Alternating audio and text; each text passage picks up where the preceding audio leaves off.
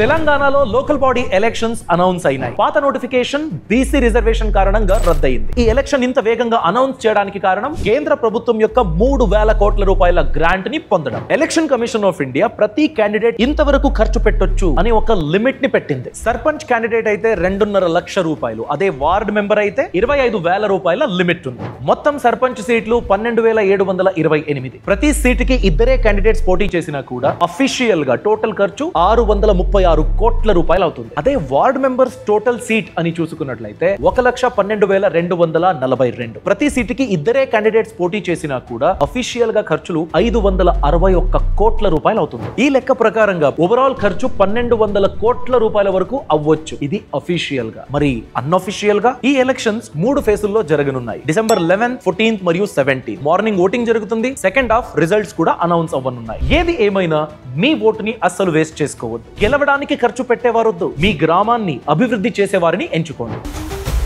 Boss వాలా, be the boss.